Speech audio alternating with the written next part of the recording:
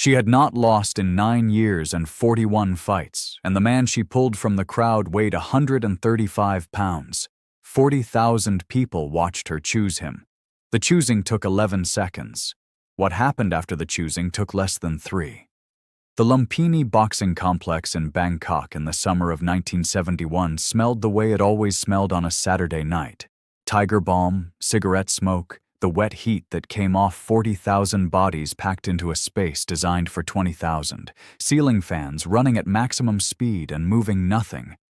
The main ring was elevated high enough that the fighters in it were visible from every seat in the building. The lights above the ring were white and flat and very bright. There was no shadow in that ring. There was nowhere in that ring to be something you weren't. What was at risk on that particular Saturday night was not just her record. It was the specific thing her record had built. The argument she had been making with her body for 9 years that a woman could walk into a room full of professional fighters and be the most dangerous thing in it. That argument had been contested at every step. It was still being contested. And she had chosen, from a crowd of 40,000 people, the one man who was going to cost her everything she had built. She didn't know that yet. The question this story answers is not what happened in the 3 seconds. The question is what Nok Suwan understood by the end of that evening that she had not understood before it. Stay with me. Nok Suwan had been fighting since she was 14 years old in the Nakhon Ratchasima province, 3 hours north of Bangkok by the road that ran through the flat middle of the country past rice paddies and sugarcane fields and small towns where the market opened at 4 in the morning and closed before the heat made standing outside unpleasant. She had grown up in a household where her father trained fighters. Not a formal school, not a commercial operation, a room at the back of the family property where men came in the early mornings before their other work began and left an hour later having done something to their bodies that made the rest of the day feel manageable. She had watched from the doorway starting at age 8. She had started participating at 11, quietly, in the gaps between the men's sessions when her father was occupied elsewhere. He had found out at 12. His response had surprised her. He had watched her work for 15 minutes, said nothing, and then modified her stance with 2 specific adjustments that she still used, without modification, 23 years later. She was 5 feet 4 inches. She weighed 126 pounds at fighting weight, which was what she walked around at because she had learned early that cutting weight made her slow and she was not willing to be slow for anything. Her hands were the first thing professional fighters noticed. Not large, not what anyone would have identified as dangerous by appearance, but conditioned in ways that transformed the appearance. The knuckles were flattened from years of bag work and pad work and the specific striking disciplines that Muay Thai requires of the hands, in combination with the elbows, the knees, the kicks that the art is built on. A former trainer who worked with her between 1966 and 1969, a man named Prasong, who had trained 3 regional champions before her, said in the only interview he ever gave about her career, "Her hands were the last thing you understood about her. Her feet were the first. And by the time you understood her feet, her hands had already found you." 41 fights, 41 wins, 29 of those by stoppage. Her competitive record had been built in the informal circuit that existed parallel to and entirely separate from the official Muay Thai structures, the circuit where women fought, because the official structures did not permit them to. This is important context. In 1971, the Lumpini Stadium in Bangkok, the central venue for professional Muay Thai competition, the room that carried the most weight, that produced the reputations that lasted, did not allow women fighters in its main ring, not as competitors. As spectators, yes. As demonstrators at private events, sometimes. As the person the crowd was watching and placing their attention on, never. This was the specific wall that Nok Suwan had spent 9 years running into from different angles and finding structurally intact every time. The Saturday night demonstration events were a different category. Twice a year, the stadium opened its main ring for exhibitions, demonstration bouts that sat outside the official competitive record, that drew large crowds because the quality of the fighters in them was real, even if the stakes were officially categorized as lower. These events were where unusual things could happen, where a promoter with an interest in spectacle could arrange something that the official programming would not permit. The promoter in the summer of 1971 was a man named Thanom. He had been running events at Lumpini and at two smaller venues in the city for 11 years. He understood his audiences in the specific way that people who have been reading crowds for over a decade understand them, not as a group, but as a pressure system, a thing with a temperature and a direction that could be felt if you knew where to put your hands. He had seen Nok Suan fight 4 times in the informal circuit. He had a specific idea about what she could do and what kind of attention it would generate in the right room on the right night.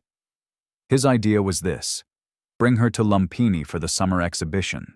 Let her fight a demonstration round against a pad holder. And then, this was the part that had never been done before, invite her to select a challenger from the audience. The reasoning was straightforward if you understood what Thanom understood about crowds. A challenger from the audience could not, in Thanom's calculation, present a serious physical problem for a 9-year veteran of 41 professional fights. The challenger would be outclassed in a way that was visible and instructive, and that served the argument Nok Suan had been making with her body for 9 years. The crowd would see a woman who was unambiguously better than whoever walked down from the stands. The demonstration would make an argument that the official programming had refused to let her make. It was a good idea.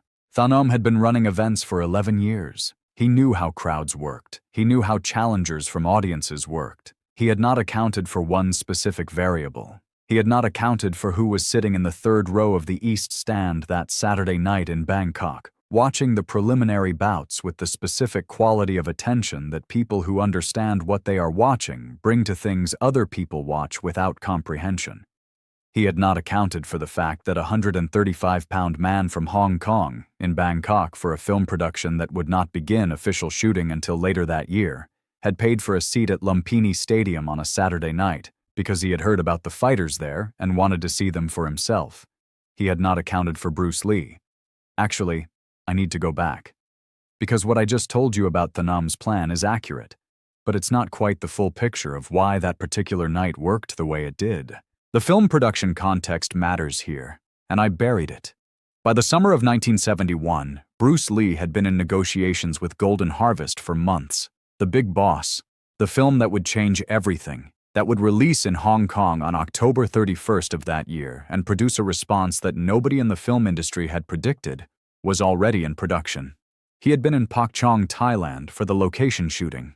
He was in Bangkok in a gap between production phases, which production records from that period confirm. He was not there for any martial arts purpose. He was there because he was in the country, and Bangkok had a stadium that serious people had told him was worth seeing. He had been sitting in the East Stand for 2 hours when Nok Suan was introduced. He had been watching the preliminary bouts with the kind of attention that makes the people around you unconsciously lean away. Not from anything he was doing, but from something in the quality of his focus, the specific stillness of someone who is processing everything they see at a level of detail that most people around them are not operating at. The man sitting 2 seats to his right, a Thai businessman named Virat, who attended the Saturday exhibitions regularly, said years later that he had not known who the man beside him was, had not spoken to him, but had been aware of him in the way you are aware of something in your peripheral vision that does not move the way the other things around it move. Nok Suan entered the ring for the demonstration bout at approximately 9:15 in the evening. She worked 3 rounds on the pads with a trainer named Shalong, and the crowd watched in the specific way a crowd watches something it was not entirely prepared for, not silent, not loud, but recalibrating, adjusting its expectations in real time. 3 rounds, no wasted motion, the kind of economy that only comes from 9 years of doing one thing at a very high level. When the pad work ended, Thanom took the microphone. He explained the challenge invitation in Thai, and then in a version of English that the foreign visitors in the crowd could follow. The crowd, which had been warm during the demonstration, became loud, the specific sound of 40,000 people deciding simultaneously that they wanted to see what happened next. He had not anticipated what Nok Suan was going to do with the invitation. The invitation, as Thanom had designed it, was for her to gesture toward the crowd generally, to create the appearance of selection, while a predetermined volunteer, who had been briefed in advance, made his way down from the upper seats. A cooperative demonstration, controlled, the outcome known before it began. Noxuan had been told about the predetermined volunteer. She had listened to Thanom's explanation. She had not agreed to it or disagreed with it. She had been quiet in the way that people are quiet when they have already decided something and have no interest in discussing it further. She stood at the edge of the ring. She looked at the crowd. She looked at it for approximately 7 seconds, long enough that the crowd, which had been waiting for her to gesture, became curious about what she was doing. Then she pointed. Directly. Not at the upper seats where the volunteer was positioned. At the third row of the east stand. At the 135-pound man who had not moved in 2 hours. She had been watching him watch. That was the thing Thanom had not anticipated and could not have anticipated. That Noxuan, in 3 rounds of pad work with her peripheral attention on the crowd, had identified the one person in 40,000 who was watching the way she watched, and had decided, in the way she made all decisions, quickly and without requiring anyone's agreement, that she wanted to know what that kind of watching contained. The 11 seconds it took her to point were the last 11 seconds in which her record was intact. The thing I find most difficult about this story, and I've been sitting with it long enough now to have found the thing, is not the 3 seconds. It is the 7 seconds before she pointed. I have read every account I can find of what she was doing in those 7 seconds. There are 4 accounts of reasonable quality. Wirat's, a second spectator whose name I have not been given permission to use, Chalong the trainer's partial recollection, and a fragment from Thanom's private journal that his family shared with me under conditions I am going to respect. None of them agree on what she was looking at specifically. All of them agree on one thing. She was not scanning. She knew where she was going to point before she lifted her hand. The 7 seconds were not selection. They were something else. Preparation, maybe.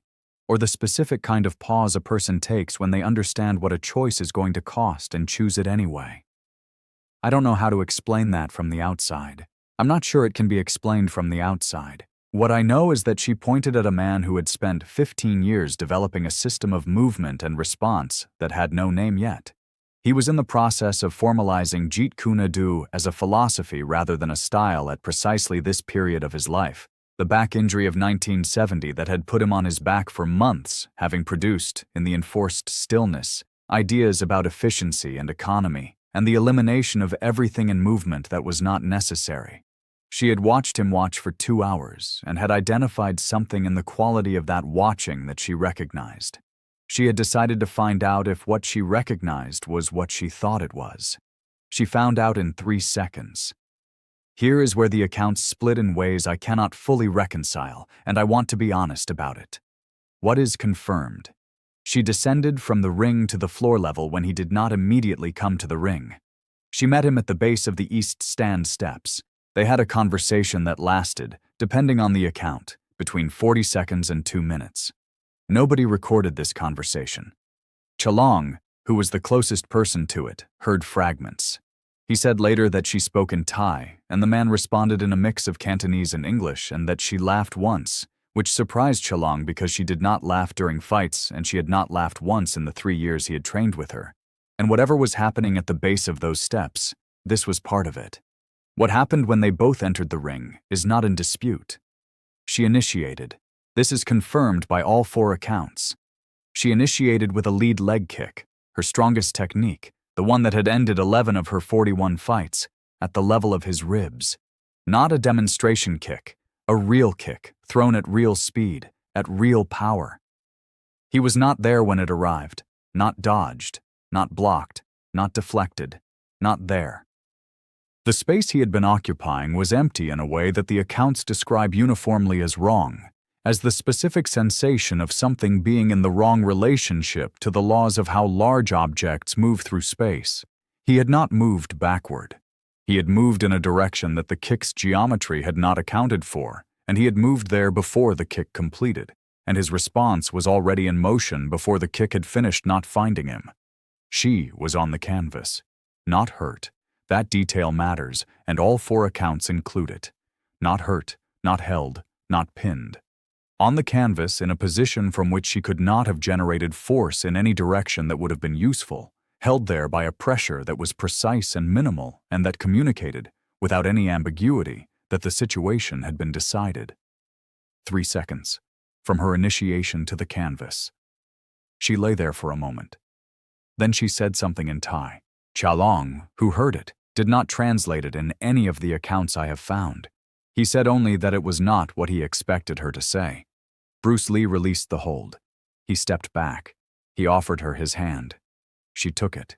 The crowd, 40,000 people who had come to Lumpini Stadium on a Saturday night in Bangkok and had received something other than what they came for, made a sound that Virat described in his account as, not the sound of a crowd that has watched a fight. The sound of a crowd that has watched something it does not have a word for yet. I want to ask you something, because this is the part I keep returning to and I cannot resolve it alone. She chose him. From 40,000 people, in a stadium where she had every structural advantage, in front of a crowd that was there to see her win, she chose the one person who was going to put her on the canvas. And I do not believe, having spent the time I have spent with the accounts of those 7 seconds, that she chose wrong. I think she chose exactly right. I think she saw something in the quality of that watching and she chose it on purpose, understanding at some level what the choice was going to produce. What I can't determine is whether she understood what it was going to produce in the moment of choosing, or whether she understood it only afterward. That specific question is the one I want you to sit with. Leave it in the comments. I read them, and this is exactly the kind of thing I want to know what other people make of. Thanom found her backstage 20 minutes after the ring was cleared. He was expecting anger, or the specific cold professionalism of someone who has just had something taken from them and is not yet ready to discuss it. He had been running events for 11 years.